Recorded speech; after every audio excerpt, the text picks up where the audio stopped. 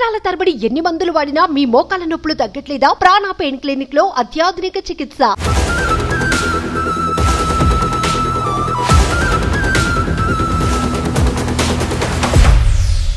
Welcome to Suman TV.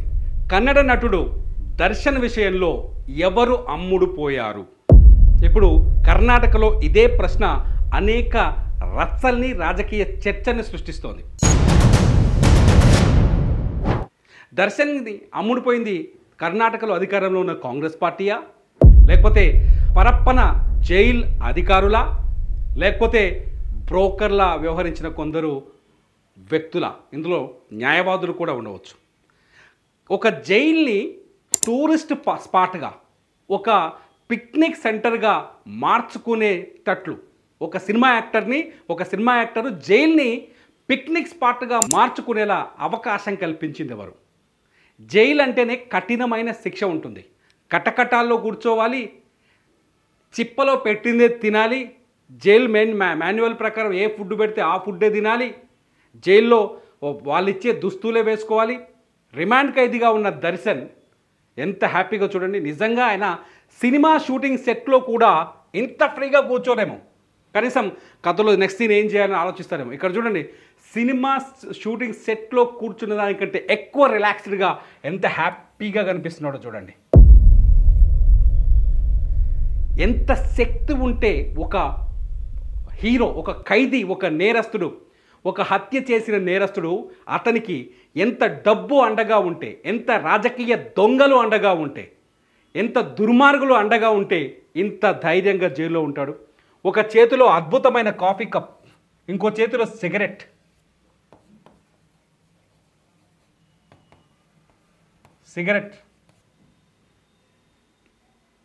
మన భారతదేశంలో న్యాయం అమ్ముడుపోతుంది. అడ్డంగా కొనుగోలు చేసుకునే వాళ్ళు కోటీశ్వర్లు ఉన్నారు. డబ్బులుండే వాడికి న్యాయం అమ్ముడుపోతుందని చెప్పడానికి ఇంతకన్నా నిదర్శనం ఇంకేమీ లేదు. ఒక మామూలు తెలిసి తెలియకనో ఏదో చిన్న తప్పు చేసి జైలుకు వచ్చే ఒక సామాన్యుడికి కఠినమైన శిక్ష విధిస్తారు.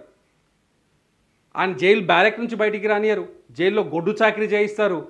అవేంటి మనం చాలాసార్లు చూసాం, అది చాక్ పీసులు తయారు చేయించారని చెప్పేసి, లేకపోతే బొమ్మలు చెక్కించారని చెప్పేసి, రాళ్ళు పగల కొట్టించారని చెప్పేసి చాలాసార్లు విన్నాం మనం. కానీ ఇక్కడ ఏం జరుగుతుంది? కాఫీ ఇస్తున్నారు, సిగరెట్ ఇస్తున్నారు, ఫ్రెండ్స్తో కూర్చొని ముచ్చట పెట్టుకోవడానికి కుర్చీలు వేశారు. వీళ్ళంతా నిందితులే. వీళ్ళు సుఖమైన వాళ్ళు ఏం కాదు, వీళ్ళు నిందితులే. ఇంత స్వేచ్ఛనిచ్చింది ఎవరు? కాంగ్రెస్ ప్రభుత్వమా? హడావుడిగా నిన్న 7 జైలు అధికారులని సస్పెండ్ చేసిన కాంగ్రెస్ ప్రభుత్వం స్వేచ్ఛ ఇచ్చిందా? లేకపోతే ఈ పరప్పన జైల్లో ఉన్న అధికారులు అమ్ముడుపోయారా? ఎన్ని కోట్లు తీసుకున్నారు?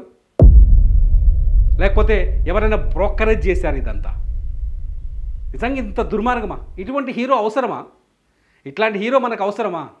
ఇలాంటి వ్యక్తుల సినిమాలు చూసి వీళ్ళకి కోట్ల రూపాయల రెవెన్యూలు ఇచ్చి అభిమానుల్ని చంపేదాకా తీసుకెళ్ళి ఇటువంటి దుర్మార్గులు మనకి హీరోలుగా అవసరమా?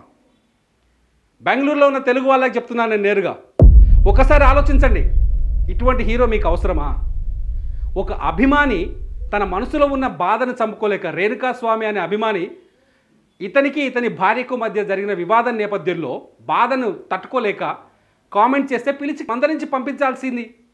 ఇంటికి పిలిచి అతని ఇంకో ప్లేస్కి తీసుకెళ్ళి అతని నోట్లో గుడ్డలు కుక్కి బలమైన దెబ్బలు కొట్టించి, బాడీ గార్డ్స్తో దెబ్బలు కొట్టించి, రౌడీ వెధవలతోటి వీళ్ళతోటి దెబ్బలు కొట్టించి హత్య చేసి ఆ డెడ్ బాడీని తీసుకెళ్ళి ఒక మురుకు కాలువలో పడేస్తే అటువంటి వ్యక్తిని తీసుకొచ్చి జైల్లో ఏం చేస్తున్నారో చూడండి. ఎక్కడుంది న్యాయం? చట్టానికి కళ్ళు లేవు తమ్ముడు, న్యాయానికి ఇల్లు లేదు ఇప్పుడు అన్నట్టుగా ఉంది కదా. నిజంగా చట్టానికి కళ్ళు లేవు. కళ్ళు లేని ఆ చట్టం వెనకాల ఎన్ని దుర్మార్గాలు జరుగుతున్నాయో చూడండి. ఎందుకు కోర్టులు చూస్తూ ఊరుకుంటున్నాయో ఒకసారి ఆలోచించండి. దయచేసి ఇలాంటి నేరస్తులని ప్రోత్సహించకండి. నిజంగా వీళ్ళకి అమ్ముడుపోయిన రాజకీయ నాయకులో, లేకపోతే జైలు అధికారులు, లేకపోతే పోలీసులు ఒక్కసారి సిగ్గుతో తల వంచుకోండి. పోనీ ఈయన హీరోనా?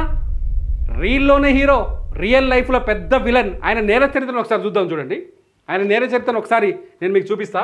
మనోడు మామూలు కాదు, అనేక నేరాలు ఉన్నాయి. భార్య పైనే జైల్లో రాజభోగాలు అనుభవిస్తున్న ఈ మహానుభావుడు ఈయన, ఈ దర్శన్ రేణుకాస్వామి హత్య కేసు, ఈ కేసులో నేను జైల్లో ఉన్న ప్రస్తుతానికి. గతంలో వన్యప్రాణులు మరో సల్మాన్ ఖాన్, సౌత్ ఇండియన్ సల్మాన్ ఖాన్ ఈయన, అడవుల్లో జంతువులను వేటాడి తినడం, చట్టాలను ఉల్లంఘించి రాక్షసుల్లా, పశువుల్లా, మృగాల్లా అడవుల్లో జంతువులను వేటాడి తినడం మనోనికి అలవాటు. ఈ విషయంతో అర్థమవుతుంది. వన్యప్రాణి మాంసాన్ని తిన్నట్టుగా వార్తలు రావడంతో దర్శన్ ఇంటిపైన రైడ్లు జరిగాయి గతంలో. ఒకసారి హిస్టరీలో చూడండి ఏమున్నాయో. 2023లో కాటేర సినిమా విజయం సాధించడంతో పబ్లిక్లో న్యూసెన్స్, ఒక విచ్చలవిడిగా రౌడీలా బిహేవ్ చేశాడట కాటేర సినిమా సక్సెస్ తర్వాత. అక్కడి నుంచి ఈయనకు పొగరు పెరిగింది, డబ్బు పెరిగింది అంటారు. దర్శన్కి అక్కడి నుంచి పొగరు, డబ్బు పెరిగింది అంటారు. దాన్ని కంట్రోల్ చేసేవాడు ఎవడూ లేడు. ఇకపోతే స్టార్ హీరో పునీత్ రాజ్ కుమార్పై అనుచిత వ్యాఖ్యలు చేశారు. అహంకారం వచ్చింది కదా, అరే హత్య చేసిన తర్వాతనే జైల్లో హాయిగా కాఫీ టీలు తాగుతున్నాడు జైలు అధికారుల సహకారం అందించుకొని. పునీత్ రాజ్ కుమార్ లాంటి వ్యక్తులు ఎందుకు కామెంట్ చేయడు? చేస్తాడు కదా, ఆ రోజు అహంకారం ఉంది మనోడిపై. ఆ ఆరోపణలు కూడా ఉన్నాయి. ఇకపోతే 2021లో ఓ హోటల్లో వెయిటర్ని అవమానించి ట్రోలింగ్కు గురైన దర్శన్.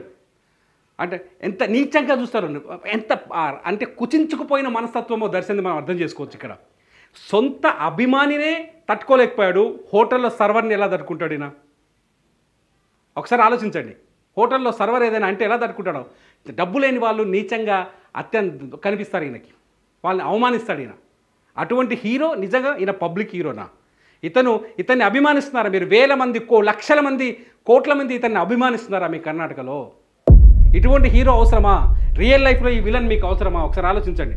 2016లో ఇంటి బయట పక్కింటోళ్ళతో గొడవపడ్డాడు. 2016లో అప్పటికే సార్కి ఆయన భార్య విజయలక్ష్మి విడాకుల వ్యవహారం ఉంది. విడాకుల వ్యవహారంలో గొడవ జరుగుతూ, గొడవ నేపథ్యంలో పక్కింటోళ్ళపైన దాడులు చేసిండట. ఈయన చరిత్రలోకి వెళ్తే కనపడుతుంది. 2000 దర్శన్ గృహహింస కేసు పెట్టింది భార్య విజయలక్ష్మి, నా భార్య పేరు.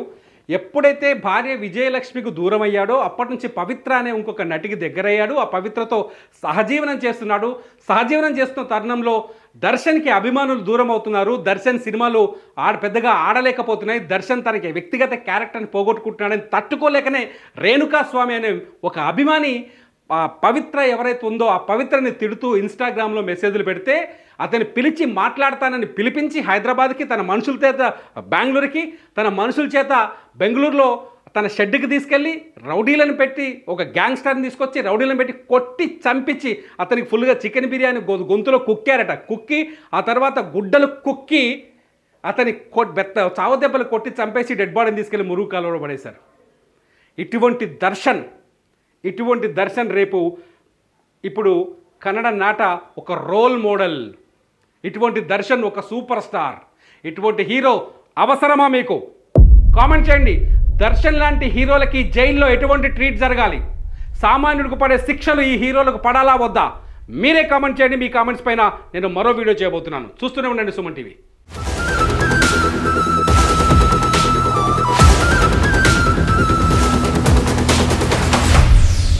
మీ బిజినెస్ ఏదైనా మీ ఊర్లో ప్రమోషన్ చేయాలంటే అది సుమన్ టీవీతోనే సాధ్యం. ఇప్పుడే సంప్రదించండి.